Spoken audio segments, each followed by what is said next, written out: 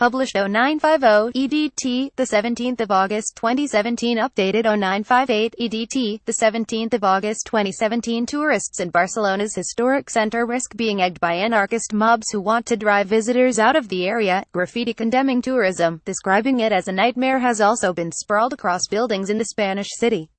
It comes after a tourist bus was recently attacked by masked anarchists, prompting initial fears that the activists were terrorists. One tour operator has revealed how activists have been pelting his clients with eggs and is now treated as the enemy by furious locals.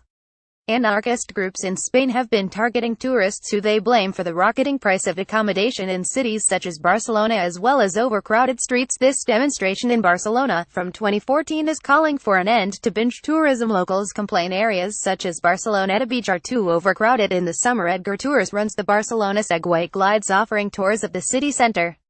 He said the relationship between locals in the city and those visiting has deteriorated dramatically in recent years. He said the routes he can take around the city have been restricted due to overcrowding. He told Bloomberg, "Suddenly we seem to be the enemy." His business involves taking up to 6 people who pay €70 each for a 3-hour tour through the Gothic Quarter, Ramblas and the Old Port. He runs 2 such tours a day during the summer months. Recently he has been banned from going to Barceloneta Beach by the city's authorities. He said, "This is the time we have to save." One message repeated across the city is never again a summer like this. Locals in Barcelona blame tourists for overcrowding, taking space on the city's famous beach and even driving up the price of rental property. It is claimed landlords can earn more money on short-term lets through services like Airbnb. Last weekend, protesters erected banners with messages such as "We do not want tourists in our buildings." Similar demonstrations have flared in other parts of Spain, the world's 3rd tourism destination.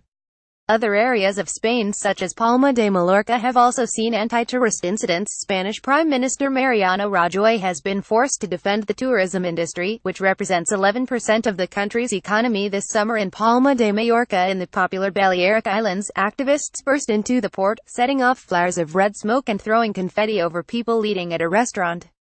Others assaulted a bus full of tourists in Barcelona, painting over its windscreen and giving passengers a fright.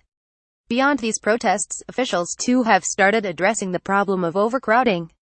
The Balearic Islands, for instance, have just limited to just over 623,000 the number of visitors that can stay in hotels or legal rental accommodation in one go. Faced with the protests and criticism, Spanish Prime Minister Mariano Rajoy was forced to defend a sector that counts for 11% of Spain's economic growth. He said, "I never thought I would have to defend the Spanish tourism sector. It's really unprecedented. Tourism is a major source of growth outside of Spain too." According to the World Tourism Organization UNWTO, 1 in 10 jobs worldwide is tied to a sector that generates 10% of global GDP. From 1995 to 2016, the number of international travelers went from 525 million to 1.2 billion thanks to low-cost companies and visitors from emerging markets like China, India and the Gulf countries. As a result, some destinations are now sagging under the weight of tourists. Dubrovnik in Croatia is a favorite with cruise ships, a popularity that soared even further when it was used as a backdrop in the smash TV series Game of Thrones. The walled old town is a delight of 17th and 18th century architecture. Locals, though, do their best to avoid it, saying it is almost impossible to move in the congestion. In Florence, meanwhile, authorities have started hosing down public spots such as church steps where many visitors congregate to eat picnics, to stop them from sitting down.